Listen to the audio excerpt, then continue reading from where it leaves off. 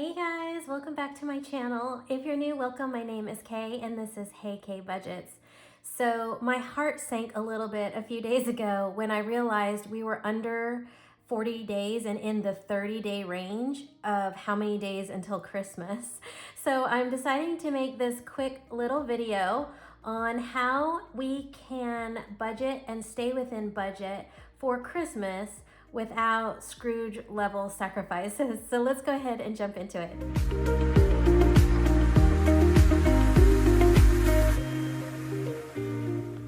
Okay, friends, so we all know how expensive Christmas can be, right? A lot of us do better than others on keeping ourselves in control, right? So spending up to several $1,000s is not uncommon for me because I tend to emotionally spend during Christmas, and I know that I'm not alone. So I'm here to make this video not only for myself, because these types of how-to videos help me get clear on why I do what I'm doing with my money, but also to try and help others that are just starting out in the budgeting community. So I wanted to talk about how we can enjoy all of the festivities at Christmas time without breaking the bank. So today I'm going to share some practical tips, some things that I do and things that I've learned from doing a little research for budgeting for Christmas and how we can stay focused on what truly matters, which is making memories with our loved ones, right? So the first thing I wanted to talk about was setting the overall budget for Christmas. So every year I start saving for Christmas and I create a budget based on what I spent the year before. So this year I budgeted $1,300 for Christmas. Now friends, I fully funded it after Christmas in July because I made a concerted effort to just save everything I earned over the summer break on my side hustle to go towards that balance. So I have $1,300 saved. I haven't spent anything for Christmas yet. So I'm here to try and just get clear on where I want that money to go, how much needs to go in every category, and consider possibly figuring out what else I need to save for if there's something that I'm missing, which I think I already am missing a couple of things. So the first thing I did was reviewed my income, and in this case, because I had fully funded Christmas at $1,300, I identified that I have $1,300 to spend. But if you're new to budgeting for Christmas or you're just now thinking about it, identify how much of the surplus in your income that you have to dedicate towards that holiday spending.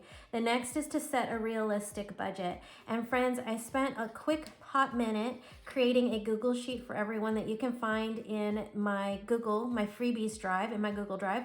So my freebies folder has a Google sheet, and just to take it through with you real quick, the top portion gives you sort of this countdown. It gives you your budget allocation, and then I've got some graphs to help you. So we've got the budget plan in this section, and then a place for tracking that you can just write all your trackers. So friends, it's not a protected worksheet. So if you start working in the worksheet in the folder, you will change the settings for everyone else. So be sure to just download a copy for yourself and work from your free Google account with this spreadsheet. Okay guys, so I just wanted to let you know that it is unprotected in case you wanted to customize it for your own family or your own needs. So just be sure to create a copy. All right guys, so setting a realistic budget really just means what you're needing to do is create a list of every possible expense that you could come up with, right, for this particular holiday, which is Christmas. So I kind of wanted to just take you through what I would normally do. So in case you are new to budgeting, this is what I would do. I would create my list of expenses, and then I would create a column for how much I want to spend, right? So let's just say the spending limit, okay? And I created my worksheet already for myself, so I'm just gonna kind of go over it with you. I've identified several gifts that I knew I hadn't planned for, so I'm definitely gonna have to figure out where that extra money is gonna come from. But I have 3 hostess gifts, friends. So host gifts, numbers 1 through 3, and I'm gonna allocate about $50 each, so that's $150 total. Then I've got to think about my coworkers, and I'm gonna plan for about 10 coworker gifts. and I only want to spend $100. So it's just something small to let them know that I'm thinking of them. I'll probably do some, low spend gift ideas, which we'll go through here in a minute.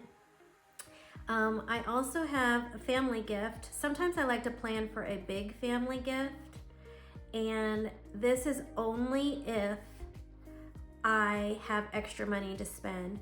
So right now my big family gift is $0 because I have some extra people I'm gifting to this year. And so if I have, or if I find deals or whatever and I'm saving some money and I have money left over, then I'll plan for a bigger Christmas gift. And really what a big family gift is usually like last year I bought Justin and I a pizza oven so that we could have pizza night with the kids. So that's what I mean. Like I just thought it would be great to spend, $300 and have pizza night this year. And I think we started out really great at the beginning of the year making a ton of pizzas, but then it kind of dwindled down. So that's how holiday gifts tend to go, right? So that's my idea. That was my idea from last year. If you have, other ideas, I'd love to hear them in the comments. Next, I want to plan for Justin, which is my partner, and then myself. And I'm only going to allocate ourselves $50 each, maybe. Let me see what I put. I think I put 100 actually. Yeah, I sure did. Okay, so I was able to bump it to 100 for Justin and I. And if we can save this money, if Justin and I decide not to spend on each other, then maybe I'll reallocate this $200 to the big family gift. Next is the kids. And so we've got 5 kids. So numbers 1 through number 5.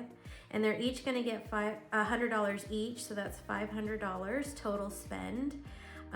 Next we need to do the parents and the rents. Let's do 1 through 2. I think the rents don't need a whole lot, right? It's just something nice to give them. But I do need to allocate enough for maybe 4 gifts total if I want to separate them out to get 1 gift each. So, and not a couple's gift. We've done couple's gifts before, but I think what I want to do is plan 200. So $50 for each parent. Next, we're gonna do extended family. And friends, this is the part where I didn't budget because I didn't know that my life was gonna change so much this year and that my children would be going to Indiana for a year. So the extended family, I wanna give those adults in their life a small gift just to let them know that I'm thinking of them at Christmas and I appreciate everything they're doing. So I'm gonna just allocate $50 each for each family. And then let's see, I do have 2 gift exchanges. So numbers 1 through 2. And so I'm planning for 2 gifts exchanges. I know of 1 definitely, but there might be more. So I'm gonna plan $50 each. So that's $100 total. Then I have your service provider, friends. So like, this year I was gonna do teacher gifts, but maybe my service provider this year would be my hairstylist. This is anybody that you see regularly who provides a service for you. I'm gonna look for other service providers that I can look, to showing my appreciation for years to come. But for this year, it'll be my hairstylist, and I'm going to plan $50. And y'all, I just made these easy increments, right? But you do the number that works with your budget. So that's why it's really important to know what your spending limit total would be. So guys, one thing that pops up every year and I forget to budget for is the food bank. I'm gonna put $50 towards contributing some food to the food bank for the holidays. And then also food for when I have to bring like something for all of the get-togethers that we have. So I'm just gonna put $50 for food. And one of the expenses that I just thought of before I started this video was the post-holiday sales. Oh my God, don't I always wanna do this? And then I never have any money left over because I did all this emotional spending and decided, oh, I'm gonna blow up the kids and put 1 million gifts under the tree. And so I've decided that I wanna take advantage of of post-holiday sales this year. So maybe less is gonna go to the kids and maybe more money is gonna go to cash so they can take advantage of those post-holiday sales. But I haven't budgeted anything for that. And so friends, this should be $1,300 total. So that is how you do sort of a list of expenses and then creating your spending limit. Now, if you are on a low income budget, I would suggest writing out all of your expenses, all the people that you would want to buy for, or all of the reasons, you know, like the holiday gift exchanges or the get-togethers, like if you have big Christmas parties, hostess gifts, things like that. And just allocate $5 to every expense. And then what you do is create your sinking fund. And of course, we talk about sinking funds all the time in this community. So this is where you start to funnel some of that extra money that you have towards your sinking fund for Christmas. Now, a lot of us start Christmas sinking funds at the beginning of the next year, which is what I plan to do again this year. So just be on the lookout for ways where you can save for Christmas all year long so that you're not scrambling to try and find money or to go into debt, which is what most of us do when we don't plan for Christmas, right? So when I say go ahead and list out all your expenses, then maybe go ahead and prioritize. You know, maybe the kids are more important than Justin and I, so we're gonna bump the kids next. And maybe this big family gift needs to just go down here, right? Maybe the food bank needs to get higher on the list. Go ahead and prioritize, and then you can kind of see where you want your money to be better allocated. Okay, friends, so don't forget that we also need to think about travel costs. Of course, I don't plan for travel costs because I don't go anywhere, but if you do go places, that is huge. Gas, flights, accommodations, all of those things when you go to visit relatives, they cost money. So make sure you also include those. And if there's any holiday activities that you plan to do when you're on vacation or on your, holiday break, make sure that you're also adding money for any sort of like ice skating or concerts or any local events that you end up doing with your family. If there's charitable donations, don't forget, this is the season of giving. If you give a little bit more at church during Christmas, make sure that you allocate that in your budget.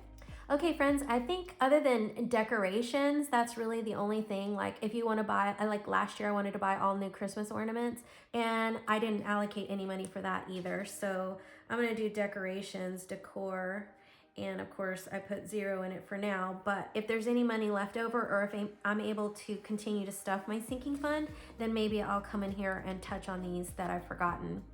All right, friends, let me go ahead and put this away. So just remember, even including the small things, they add up. So make sure you write it all down. All right, we talked briefly about the sinking fund, and starting early is so important. The earlier you start, the more time you have to shop and shop the sales. DIY gifts are another great way to keep, the smart gift giving in mind. So like your homemade gifts, this is really good for kids too. Decorating cookies, things like that, adding a personal touch by, handwriting personal notes for your kids, from your kids or whatever. These DIY projects helped us a lot when we were like brand new family and had really no extra money to spend, but we wanted to show our appreciation to our teachers. So something to consider when you're thinking about your coworkers or any of your service people. Homemade gifts are really, really touching. And I know that like your mailman, right? There's some federal limitations. They're not allowed to accept gifts, but it'll be okay to give them cookies and things like that, or homemade ornaments or something like that. They can accept those. But there is a limit on how much I think it's like $10 or something that's really, really small, and you can't gift them too much. All right, friends.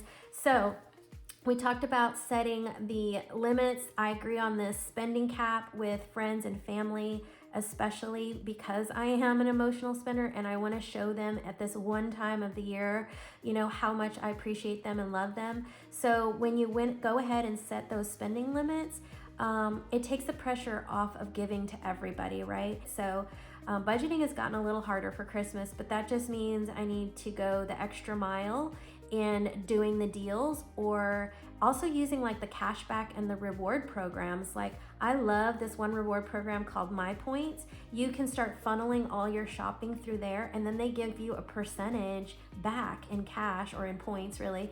And then you can use that towards Christmas gift spending. So leverage your credit card rewards, even those apps. So yeah, I think comparison shopping, using discount codes, those are really good ideas. And then when you're thinking about like big family gift exchanges, maybe everyone decides to do Secret Santa or a gift exchange. I know Elfster was really big here in the community when we did Christmas in July. Mel over at Mystic Budgets did a Elfster, and that's just a Secret Santa you can do online. It's super fun, totally worth checking out. So on this little Google sheet that I created for you guys and for myself, there's the Christmas expense tracker. So every time you go in, you type your date, the name of the person, or the name of the person that you bought for, the category in which it goes under, and then how much you spent. And then you can either write a description of what you bought or make a note.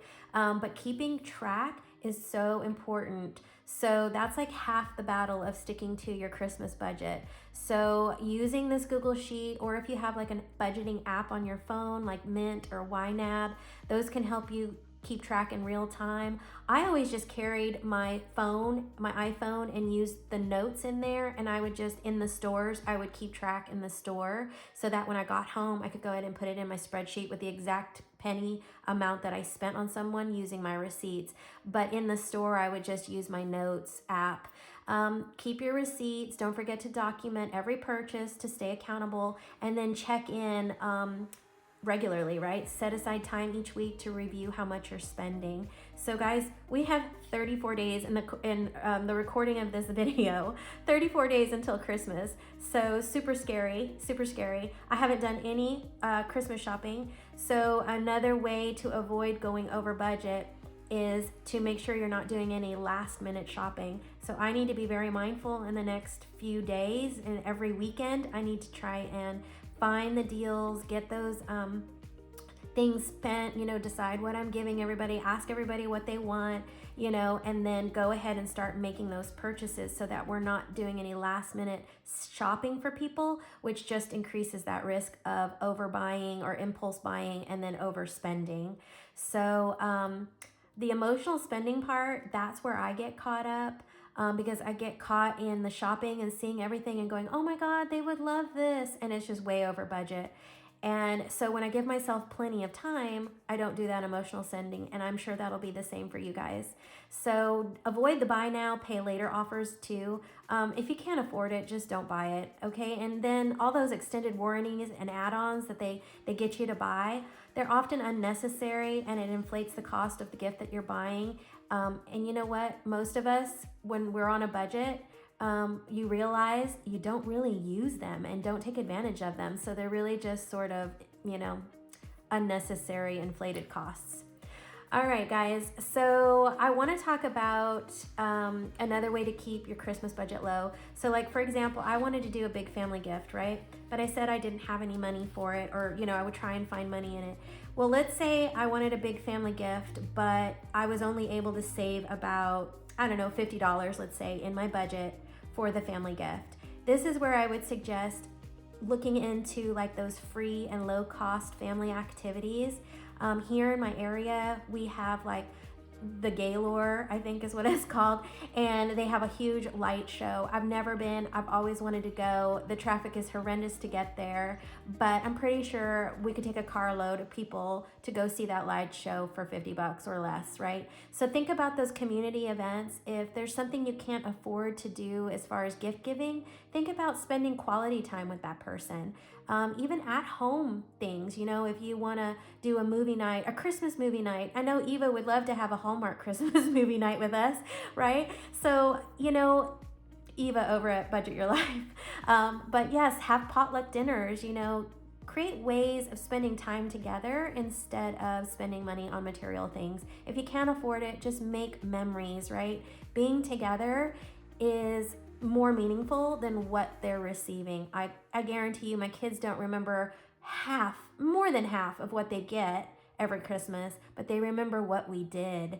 So support maybe good causes. If you've got, if you do volunteering, think about where your family could go and volunteer and do something that's meaningful for another family. Let's see, I think that's pretty much all I have. I found it very interesting in my last video, Freebie Fridays comments. We got to talking about, open conversations about money within our families. It was really eye-opening, the personal experience I have and continue to have.